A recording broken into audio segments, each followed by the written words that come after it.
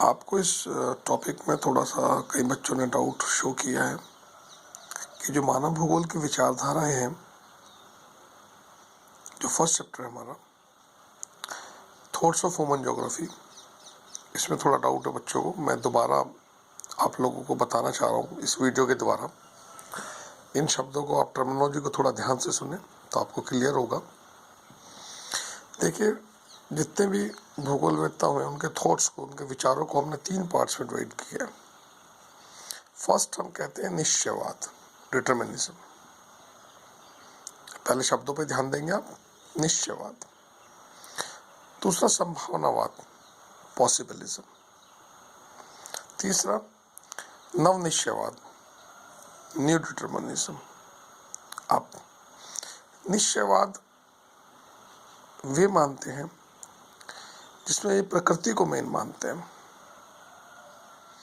ये कहते हैं कि मनुष्य प्रकृति के अधीन है, जैसा प्रकृति चाहेगी उस अनुसार मनुष्य कार्य करेगा। इसलिए इसमें कहा गया है कि मानव का प्रकृतिकरण। ये मानव का क्या हो गया? प्रकृतिकरण हो गया कि मानव प्रकृति के अनुसार ही चलेगा, जैसा प्रकृति कहेगी वैसा ही वो करेगा। पुराने समय में आपने देखा है, जिन चीज़ों के बारे में हम जानकारी नहीं रखते थे उनको भी बड़ी अहम संज्ञा देते थे। हमने वायु को, अग्नि को सब तो देवता कहा है। ये पुराने थॉट्स हैं, पुराने जोग्राफर्स हैं, जिसमें रेडजेल है, हम बोल रहे हैं, कुमारी सैंपल है, इन लोगों के विचार थे। ये पुराने विचारधारा के लोग हैं। फिर आया संभावनावाद, पॉसिबिलिज्म। अब नाम से क्लियर है, संभावना, पॉसिबिलिटीज है। क्या पॉसिबिलिटीज है? कि मनुष्य अपने क्रियाकलापों के द्वारा प्रकृति में बदलाव ला सकता है और लाता है। उसी का आप एग्जाम्पल आजकल देख रहे हैं। नेचर में कितना चेंजेस आ गया है।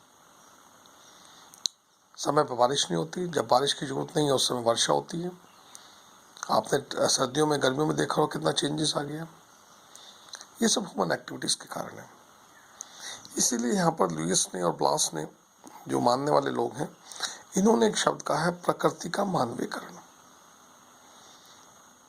इसमें इन्होंने मानव को मेन माना है और ये कहा है कि मनुष्य अपने क्रियाकलापों से जैसा चाहे बदलाव लाता है, कंस्ट्रक्शन करके या किसी और कारणों से। अब दोनों बातों में ध्यान देंगे। पहले में लिखा है मानव का प्रकृतिकरण, इसमें प्रकृति मेन है। दूसरे में लिखा है प्रकृति का मानवीकरण, इसमें मानव मेन है। तो दोनों में संभावना या अंतर आपको समझ में आ गया होगा, डिफरेंस थोड़ा सा क्लियर हो गया होगा। एक प्रकृति को मेन मानते हैं, एक मानव को मेन मानते हैं। तीसरे वाले जो हैं, जिसमें टेलर ने एक परिभाषा दी है, ये नवनिश्चयवाद वाले हैं। इन दोनों के कह सकते हैं बीच को मानने वाले। इन्होंने कहा है ना प्रकृति मेन है ना मनुष्य मेन है। मनुष्य प्रकृति के साथ समझौता करता है, एडजस्टमेंट करता है, और जैसा प्रकृति कहती है वैसा मनुष्य करता है। और मनुष्य उसमें अपने अनुसार भी कुछ चेंज ला सकता है, अपने इन्वेंशन के द्वारा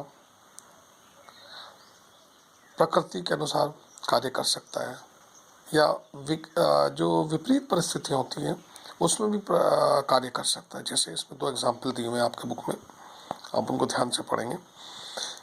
आपने देखा होगा ट्रैफिक लाइट चौराहे पे लगी होती है, 3 तरह की लाइटें होती है उसमें, रेड, येलो एंड ग्रीन। इसमें भी 3 तरह की बातें कही हैं उन्होंने। रुको, मतलब पहले प्रकृति को देखो, फिर विचार करो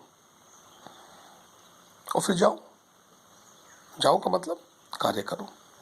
इसमें मैं एक छोटा सा एग्जांपल देखने जाऊंगा। जैसे आप सपोज करिए आप स्कूल के लिए निकल रहे हैं घर से, और आपने बाहर निकल के देखा, बारिश हो रही है, तो क्या करेंगे? आपने देखा पहले, फिर आपने विचार किया बारिश हो रही है, तो फिर क्या करेंगे? बारिश से बचने के लिए आप रेनकोट डालेंगे या अम्ब्रेला का यूज़ करेंगे। आपका काम भी हो गया और प्रकृति भी उसी अनुसार चलती रही। तो आपने क्या किया इसमें, पहले आपने स्टडी के रोके, देखा बारिश हो रही है, फिर सोचा, विचार किया, विचार करने से आपने रेनकोट या अम्ब्रेला का यूज़ किया और फिर आप अपने गंतव्य की तरफ स्कूल की ओर चल दिए। तो यहाँ पर इसी बात को दिया गया, पहले आप देखिए, स्टॉप, सोचिए और जाइए। ये ट्रेनर ने दिया है, इसी के अनुसार आजकल मनुष्य अगर काम कर रहे हैं। ठीक है, अब आपको इन तीनों शब्दों में अर्थ क्लियर हो गया होगा बच्चों कि निश्चयवाद क्या होता है, संभावनावाद क्या होता है और नव निश्चयवाद होता है। इसमें तीनों में कोई भी डाउट हो दोबारा मुझसे पूछेंगे। धन्यवाद।